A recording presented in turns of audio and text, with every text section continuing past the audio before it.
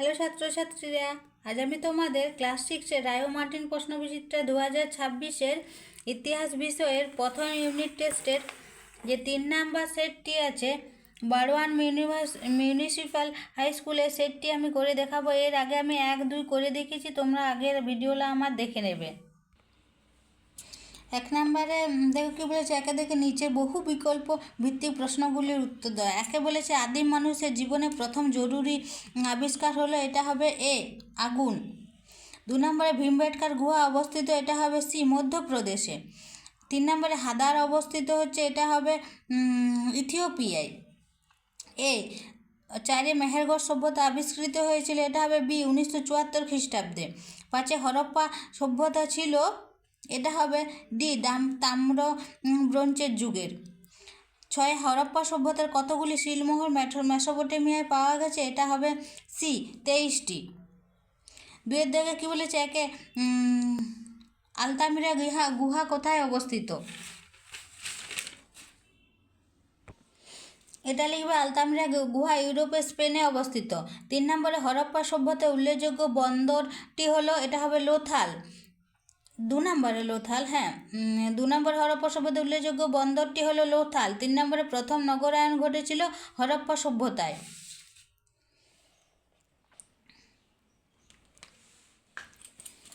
তো 4 নম্বরে কি বলেছে, রিচার্ড ম্যাডো কে ছিলেন, এটা লিখবে ফরাসি প্রত্নতাত্ত্বিক যা ফ্রাঁসোয়া জারিজ মেহেরগড় সভ্যতা আবিষ্কার করেন, আর এ ব্যাপারে তাকে সাহায্য করেন রিচার্ড ম্যাডো। 3 দিকে কী বলেছে, 3 দিকে একে পুরনো পাথরের যুগে মানুষের ব্যবহৃত অস্ত্রগুলি কী ছিল,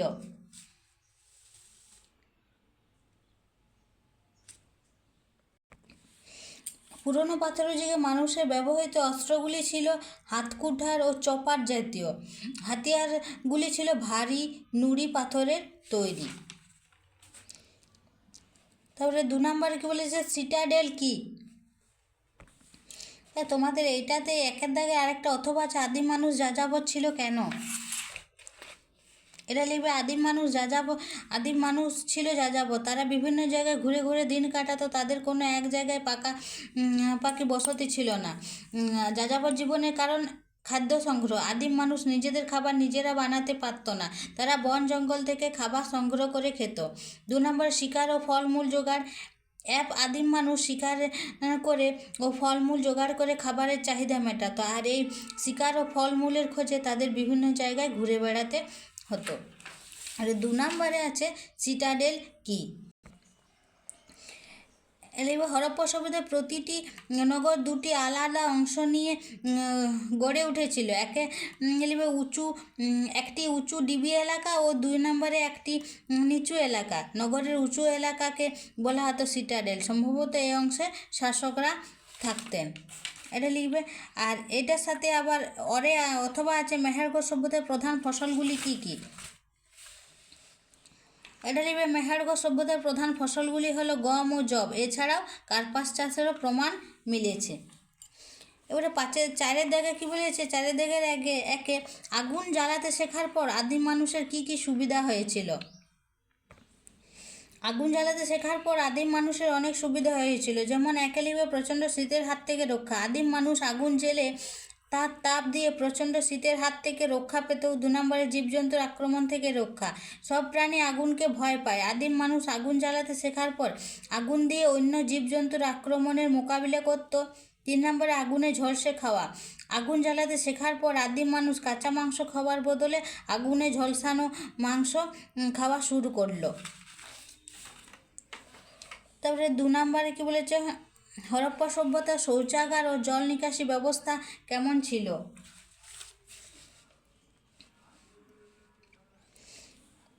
এটা লিখবে হরপ্পা সভ্যতার শৌচাগার ও জল নিকাশি ব্যবস্থা ছিল অত্যন্ত উন্নত ও পরিকল্পিত। প্রতিটি বাড়িতে স্নানাগার ও শৌচাগার ছিল। রাস্তা ও নর্দমা গ্রিড পদ্ধতিতে তৈরি ছিল। বাড়ির ব্যবহৃত জল ছোট নর্দমা দিয়ে রাস্তার বড় নর্দমায় এসে পড়ত। নোংরা জল ফেলার জন্য নর্দমাগুলি ইট বা চুনা পাথরের স্ল্যাব দিয়ে ঢাকা থাকত। নর্দমা পরিষ্কার করার জন্য নির্দিষ্ট দূরত্বে ম্যানহোল বা চেম্বার ছিল। এরপর 3 নম্বরে কী বলেছে, হরপ্পা সভ্যতায় মৃৎশিল্পের বর্ণনা দাও।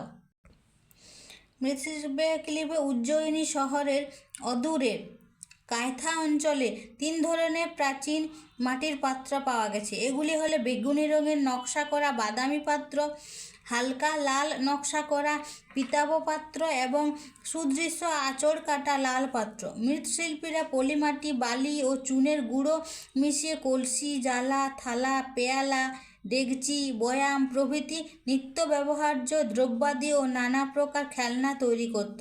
পোড়া মাটির পাত্রগুলির ওপর তারা ময়ূর, মাছ, মানুষ, ফুলের পাপড়ি, লতা পাতা, বিভিন্ন পাখির রঙিন ছবি প্রভৃতি আঁকত।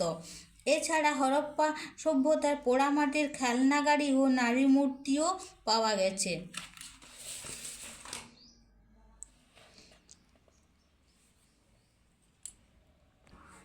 এবারে 5 দাগের 1 বলেছে, নতুন পাথরের যুগে মানুষ কীভাবে কৃষিকাজ শিখেছিল, এর ফলে মানুষের কী সুবিধা হয়েছিল। আদিম মানুষ নতুন পাথরের যুগে প্রথম কৃষিকাজ শিখেছিল। এই যুগে মেয়েরা ফলমূল জোগাড় করার কাজ করত। তারা ফলমূল জোগাড় করতে করতেই বুঝতে পারলো কীভাবে বীজ থেকে চারা আর চারা গাছ থেকে বড় গাছ হয়। এইসব দেখেই তারা বীজ পুঁতে চাষ করতে শিখেছিল। আর ওটার সাথে এর ফলে মানুষের কী কী সুবিধা হয়েছিল। নতুন পাথরের যুগে কৃষিকাজ শেখা মানব সভ্যতার ইতিহাসে এক বৈপ্লবিক পরিবর্তন এনেছিল। এই সুবিধাগুলি হলো, একে খাদ্যের নিশ্চয়তা ও মজুদ। শিকারের অনিশ্চয়তা দূর হয়ে নিশ্চিত খাদ্যের যোগান তৈরি হয়। উৎপাদিত ফসল ভবিষ্যতের জন্য মজুদ রাখা সম্ভব হতো। 2 নম্বরে স্থায়ী বসতি স্থাপন। কৃষিকাজের ফলে যাযাবর জীবন ছেড়ে মানুষ নদী বা জলাশয়ের কাছে স্থায়ীভাবে ঘরবাড়ি তৈরি করে থাকতে শুরু করে। 3 নম্বরে পশুপালন। কৃষিকাজের পাশাপাশি গবাদি পশু পোষ মানানো সহজ হয়, যা মাংস, দুধ ও চাষাবাদের কাজে ব্যবহৃত হতো। 4 নম্বরে জনসংখ্যা বৃদ্ধি। খাদ্য সরবরাহ বাড়ায়, মানুষের পুষ্টির মান বাড়ে এবং শিকারের তুলনায় অনেক বেশি জনসংখ্যা টিকে থাকার সুবিধা হয়। তো ওটারে অথবা দিচ্ছে, প্রাচীন প্রস্তর যুগে মানুষের জীবনযাত্রা সম্পর্কে সংক্ষেপে লেখো। পুরনো পাথরের যুগে মানুষের জীবন ছিল খুব কষ্টের। 1 নম্বরে লিখবে খাবার। পুরনো পাথরের যুগে মানুষের খাবার ছিল পশুর মাংস ও ফলমূল। তখন তারা দল বেঁধে পশু শিকার করত এবং আর সবাই মিলেমিশে সেই খাবার ভাগ করে খেত। আর 3 লিখবে পোশাক। তখনকার মানুষ ঠান্ডার হাত থেকে বাঁচার জন্য পশুর চামড়া ও গাছের ছাল পরত।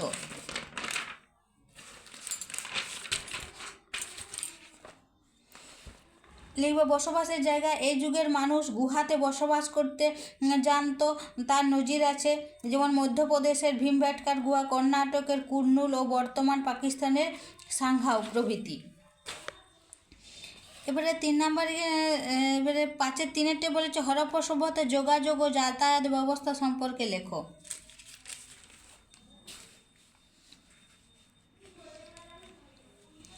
হরপ্পা সভ্যতার যোগাযোগ ও যাতায়াত ব্যবস্থা ছিল অত্যন্ত উন্নত ও পরিকল্পিত, যা প্রধানত চাকাযুক্ত গাড়ি ও জলপথের উপর নির্ভরশীল ছিল। হরপ্পা সভ্যতার যোগাযোগ ও যাতায়াত ব্যবস্থার প্রধান 2টি দিক হলো, 1 নম্বরে লিখবে স্থলপথ ও যানবাহন। যাতায়াতের জন্য স্থলপথে চাকাযুক্ত গাড়ি ও গরুর গাড়ি ছিল মূল বাহন। এই চাকাগুলো সাধারণত কাঠের তৈরি হতো। তাছাড়া ভার বহনের জন্য উট, বলদ এবং হাতি ব্যবহার করা হতো। আর লিখব জলপথ। নদীপথ ছিল পণ্য পরিবহনের গুরুত্বপূর্ণ মাধ্যম। সিন্ধু নদ ও তার উপনদীগুলো যোগাযোগের প্রধান উৎস ছিল। গুজরাটের লোথাল বন্দর এবং ডক ইয়ার্ডের উপস্থিতি প্রমাণ করে যে তারা উন্নত সামুদ্রিক বাণিজ্য করত। এই উন্নত পরিকাঠামো হরপ্পা সভ্যতার অর্থনৈতিক সমৃদ্ধি ও পণ্য পরিবহনে বড় ভূমিকা রেখেছিল। এরপরে অথবাতে দেখা আছে হরপ্পা সভ্যতা কীভাবে ধ্বংস হয়েছিল তা লেখো। হরপ্পা সভ্যতা ধ্বংস বা পতনের কারণ 1 নম্বরে ভূমিকম্প। সিন্ধু উপত্যকার নিকটবর্তী অঞ্চলে ভূমিকম্পের উৎসস্থল ছিল। খনন কার্যের ফলে প্রাপ্ত নরকঙ্কালগুলি ক্ষতবিক্ষত হওয়ায় ও এগুলি সৎকার না হওয়ায় এই ধারণা করা হয় যে ভূমিকম্পের ফলে এই সভ্যতার বিনাশ ঘটে। 2 নম্বরে লিখব বন্যা। সিন্ধু নদে পলি জমে নদীগর্ভের গভীরতা কমে যায়, ফলে প্রতি বর্ষাতে নদীর জল দুকুল ছাপিয়ে নগরগুলিকে প্লাবিত করত। 3 নম্বরে সিন্ধু নদের গতিপথের পরিবর্তন।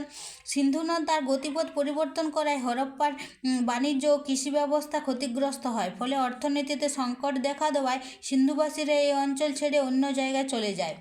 4 নম্বরে বহিরাক্রমণ। অনেকে মনে করেন বহিরাগত শত্রু আক্রমণের ফলে সিন্ধু সভ্যতার পতন ঘটেছিল।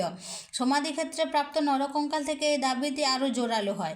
5 নম্বরে রক্ষণশীলতা। সিন্ধুবাসীদের রক্ষণশীল মনোভাব তাদের জনজীবনকে অক্ষম ও পঙ্গু করে দিয়েছিল। তোমাদের 3 নম্বর সেটটি এখানেই শেষ হলো।